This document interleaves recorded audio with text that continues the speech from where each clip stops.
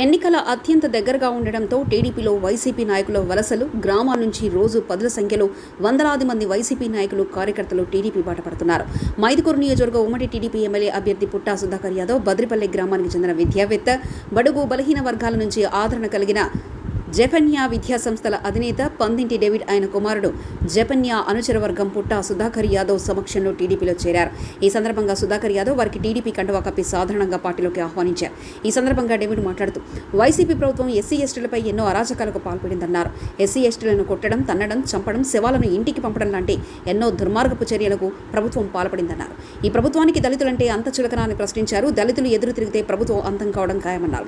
SC ఎస్టీలు ఉన్న ప్రతి గ్రామంలో తిరిగి వారి సమస్యలు తెలుసుకుని వారి సమస్యల పరిష్కారానికి కృషి చేస్తామని డేవిడ్ హామీ ఇచ్చారు. వచ్చే ఎన్నికల్లో పుట్టా సుధాకర్ యాదవ్ను ఎమ్మెల్యేగా గెలిపించుకుందామని పిలుపునిచ్చారు. ఈ సందర్భంగా పుట్టా సుధాకర్ యాదవ్ మాట్లాడుతూ, నేను పేదరికం నుంచి వచ్చిన వ్యక్తినని, పేదల బాధలు, బడుగు బలహీన వర్గాల స్థితిగతులు తనకు తెలుసన్నారు. వారి అభ్యున్నతికి కృషి చేస్తానని తెలిపారు. ఎటువంటి పదవి ఆకాంక్ష లేకుండా పార్టీకి సేవ చేసేందుకు వస్తానని వచ్చిన డేవిడ్కు అండగా ఉంటానన్నారు. 2 సార్లు ఓడిపోయిన ప్రజలకు సేవ చేసేందుకు అవకాశం కల్పించిన చంద్రబాబుకు కృతజ్ఞతలు తెలిపారు. డేవిడ్కు ప్రజలకు సేవ చేసేలా మంచి అవకాశం కల్పిస్తామని సుధాకర్ యాదవ్ అన్నారు. తెలుగుదేశం పార్టీ ప్రభుత్వం వచ్చాక మందుబాబులకు నాణ్యమైన మందిస్తామని తెలిపారు. తెలుగుదేశం పార్టీ ప్రభుత్వం వచ్చాక మందుబాబులకు నాణ్యమైన మద్యాన్ని ఇస్తామన్నారు. నియోజకవర్గంలో ప్రతి గ్రామానికి శ్మశానం, రాజోలు ఆనకట్ట నిర్మాణం, అభివృద్ధి పనులు చేపట్టి మైదుకూరు నియోజకవర్గాన్ని రాష్ట్రంలో ఉత్తమ నియోజకవర్గంగా తీర్చిదిద్దుతామన్నారు. మరో కొద్ది రోజుల్లో ఎన్నికలు ఉన్నందున 2 సార్లు ఓడిపోయిన తనను తమ ఓటు సైకిల్ గుర్తుకే వేసి ఒక్కసారి గెలిపించి అభివృద్ధి చేసేందుకు అవకాశం కల్పించాలన్నారు. నేను ఇచ్చిన ఒక చిన్న పిలుపు మేరకు సముద్రంలాగా మీరందరూ నా మీద అన్నాను చూపించి ఈ కార్యక్రమానికి హాజరైనందుకు మీరందరికీ ఈరోజు మన సుధాకర్ అన్న ఆధ్వర్యంలో తెలుగుదేశం పార్టీలో చేరాలనుకున్న కారణం ఏమంటే, గత 5 ఏళ్ల నుండి ఈ ప్రభుత్వాన్ని గురించి చూసాం మనం. ఈ ప్రభుత్వంలో మనకు ఏం న్యాయం జరిగింది, ఏం అన్యాయం జరిగింది, దళితులను ఏ విధంగా కొట్టారు, ఏ విధంగా చంపారు, గుండు కొట్టి పోలీస్ స్టేషన్లో పడి తన్నారు, అదేవిధంగా చంపి ఇళ్ళకు పంపించారు. ఏ దళితులు అంటే ఒక సుఖన? దళితులలో మొగోడు వినడంటున్నారా? దళితులంటే అంత పట్టుమాన్లో అంటున్నారా? దళితులకు కూడా ఎదురు తిరుగుతే ఆ ప్రభుత్వము అంతం కాక తప్పదు. అందుకే గత ప్రభుత్వానికి వ్యతిరేకంగా మనసు చంపుకొని,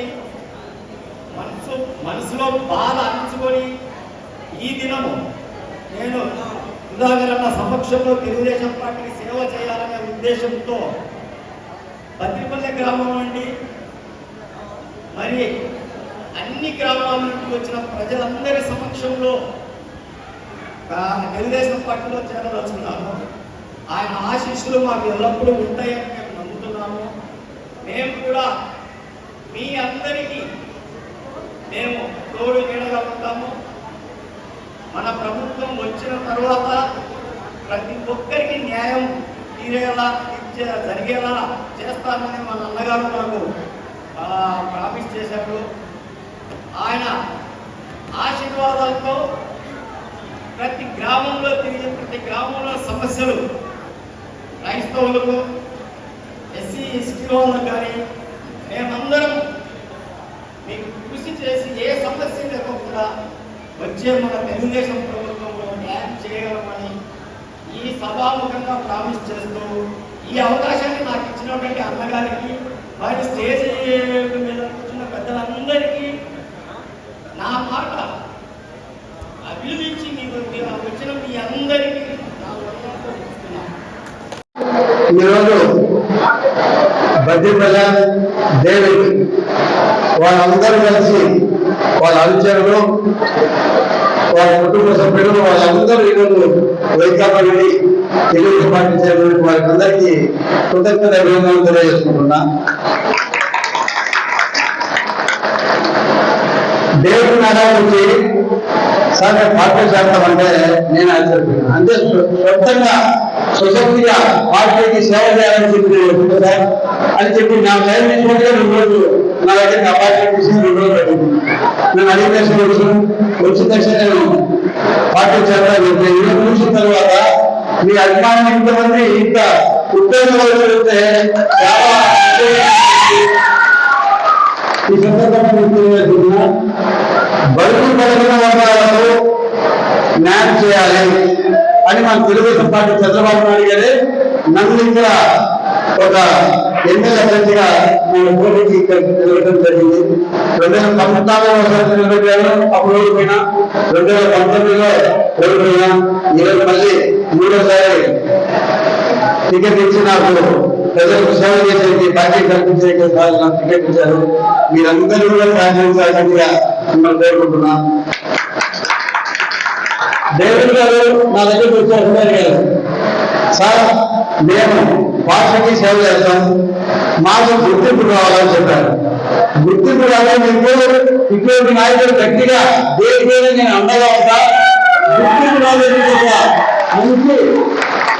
మంచి హోదా కూడా మంచి పదవిలో 10 మందికి తెలిసే విధంగా మీ పేరు శాశ్వతంగా కూడా కలిగారు, గుర్తింపు ఇస్తానని చెప్పి మాకు చెప్తే ఆయన చెప్పారు.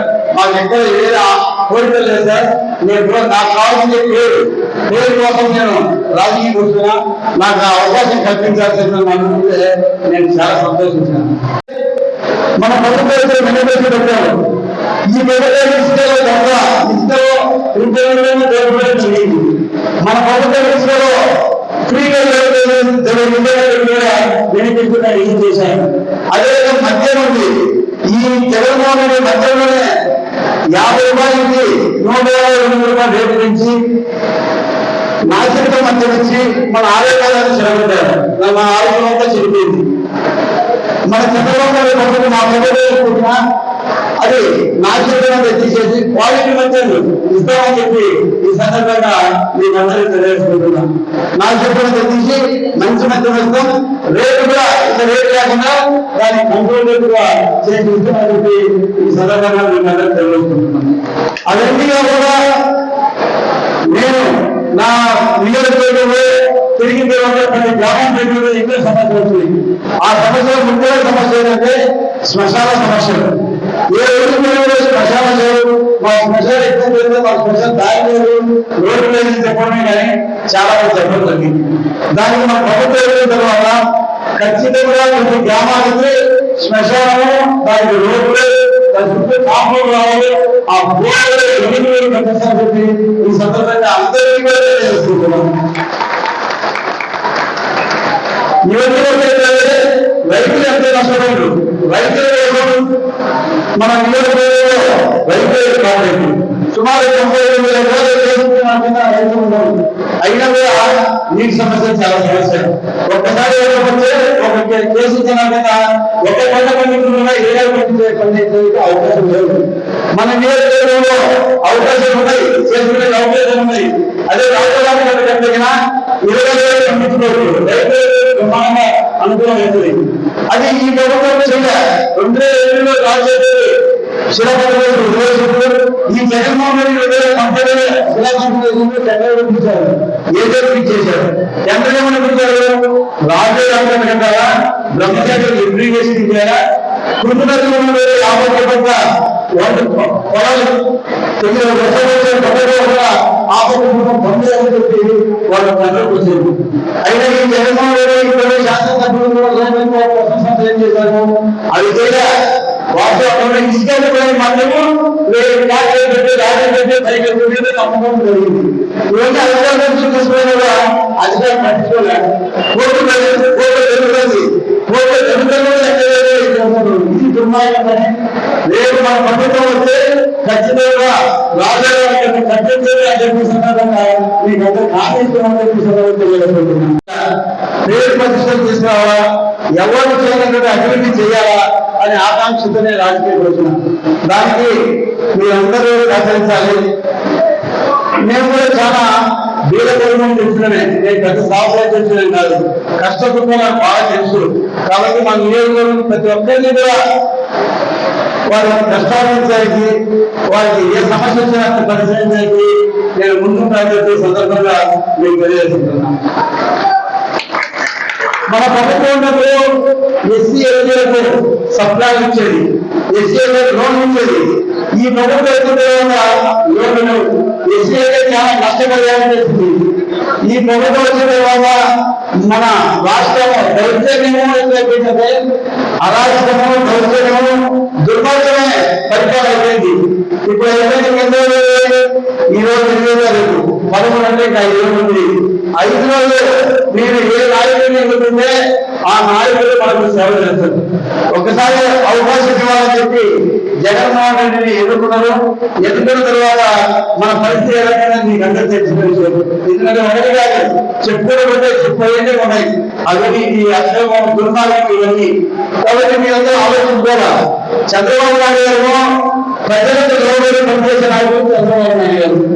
జగన్మోహన్ రెడ్డి ప్రజలను బయటకు వచ్చి అధికారులు జగన్మోహన్ జగన్మోహన్ రెడ్డి. ఏ నాయకుడు మనకు న్యాయం చేస్తారో ఆలోచించే శక్తి మీద ఉంది. ఇంకా 4 రోజులు ఏముంది? ఎవరైతే మనకు న్యాయం చేస్తారో వారి ఏదైతే మన భవిష్యత్తు కానీ, మన రాష్ట్ర భవిష్యత్తు కానీ, మన నియోజకవర్గ బాగుపడతారని చెప్పి ఈ సందర్భంగా నీకు తెలియజేసుకుంటున్నాను. రాజకీయంలో నాకు కూడా ఒక స్థానం కావాలా, నేనేది ఆశించి రాజకీయం ద్వారా నేను ప్రజాసేవ చేస్తా. వచ్చిన తర్వాత మా సామాజిక వర్గం ఉంది. మా సామాజిక వర్గం చాలా పేద సామాజిక వర్గం. మా సామాజిక వర్గానికి న్యాయం చేస్తాను నన్ను అడిగారు. ఖచ్చితంగా నేను పేద కుటుంబాన్ని పెట్టింది కాబట్టి ఈ సామాజిక వర్గాన్ని న్యాయం చేస్తా. మీకు ఎటువంటి అనుమానం పడాల్సిన అవసరం లేదని చెప్పిన ఎన్నో సమస్యలు ఉన్నాయి. ఆ సమస్యలన్నీ పరిష్కరిస్తామని చెప్పి హామీ కూడా ఇవ్వడం జరిగింది.